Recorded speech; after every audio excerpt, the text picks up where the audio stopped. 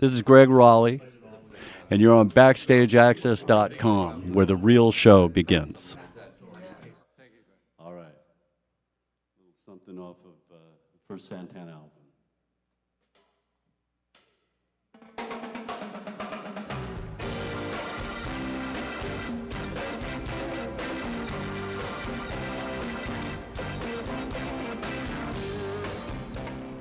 All right, we're here in Fallsview Casino in Niagara Falls, Ontario, with one of my favorite singers of all time, Wow. the voice behind Black Magic Woman from Santana, Yes, and sir. some great songs by Journey. You were actually the first guy who was singing for Journey, and you weren't replaced with anyone from YouTube, if I remember correctly. No, not initially, No. right? Anyway, yeah, that's true. Rock and Roll Hall of Famer, and before we go any further, happy birthday, I guess, is in order. You got a birthday coming up on the Yeah, 17th? I'm officially an old guy. I'll Are be you? 65. So are you planning on retiring before the end of the tour? Or are they gonna... No. Okay, good. I'm following in his footsteps. It's like, it's good for your soul. You go out and play. It's what we do.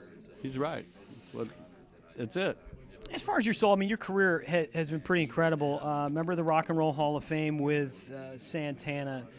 Maybe you could talk a little bit about that, because sometimes these bands go in and there's different members that come through the doors, and some get left out. I mean, Bob Welsh, I know, who just recently passed away, was kind of upset he didn't get inducted with Fleetwood Mac. Yeah. How much of an honor was it for you to be inducted with Santana? Well, I've got a funny story about that. I was living in Novato, California at the time, and I was building a hot rod, and I got called about that, and I said, just send me whatever.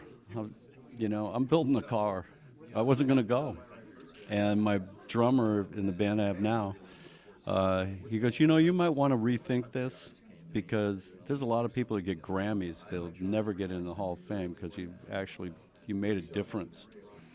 And I changed my mind and I went, and I'm glad I did. It was a great night. Mike Shreve played, Carabello played, and myself and Carlos from the original band, and it was a good night. Glad I made it.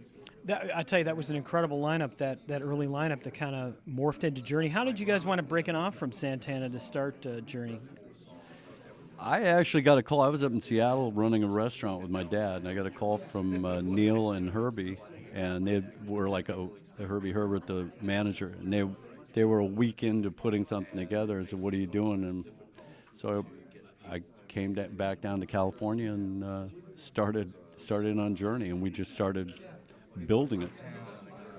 And it's interesting. We'll talk a little bit about maybe around the time that you departed. I mean, what was different is that after Steve Perry eventually departs, they try to get someone who's exactly like him. But what's interesting is when you left, they seemed to do just the opposite. You were more of kind of a blues guy with a Hammond B3, and Jonathan Cain's very much a pop synth guy. I mean, is that a fair assessment? Yeah, I think so. I am definitely on the blues side of music. I mean, there's no doubt about it. And in fact, I have a duet thing I do with Alan Haynes out of Austin, Texas. He's a guitar player that's been playing blues for years, and authentic blues, played with Muddy Waters and all these people. And we just played the Iridium and it's just a duet, piano and guitar, and it's blues-based stuff, which most people haven't seen me do. So that's just going to come out anyway. Jonathan, yeah. I just figured he could play anything I was playing in that band. Mm-hmm. That band was going that way, and and he'd be perfect. And it turns out that he was, without him, they wouldn't have penned those songs. Jonathan came up with "Don't Stop Believing" and "Open Arms" and all those songs. They all had a hand in it, but his ability with that is.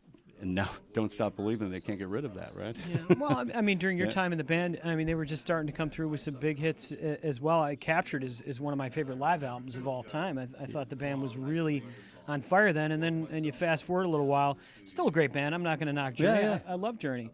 But definitely your tenure, I think, sometimes is, overlooked in a way. I think maybe you don't give yourself enough credit for how much you had to do with that band.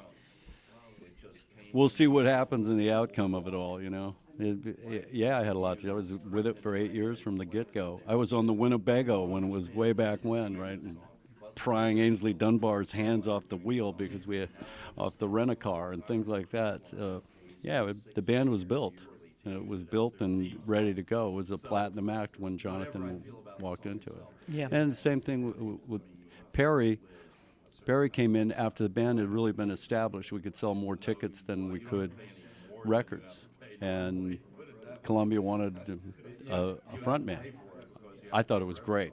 I was pretty well tied up with playing 3 keyboards, singing lead, and harmonica, kind of all at once. Like, I was a little taxed. So I've never got in a band or been in a band where I wasn't the singer.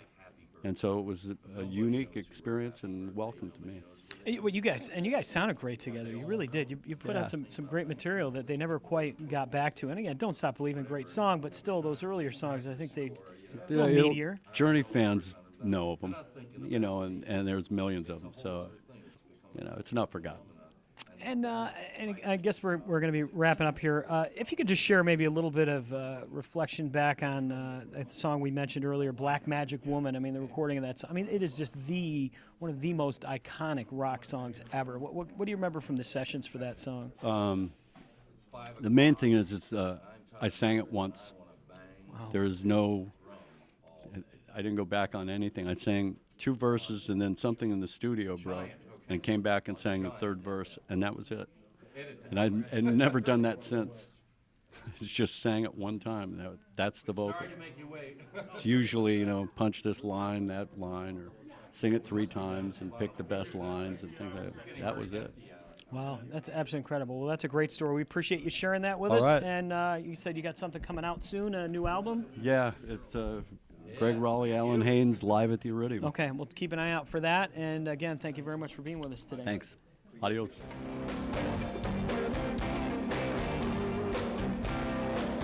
You got to change your evil ways, baby. Before I stop loving you, you got to change.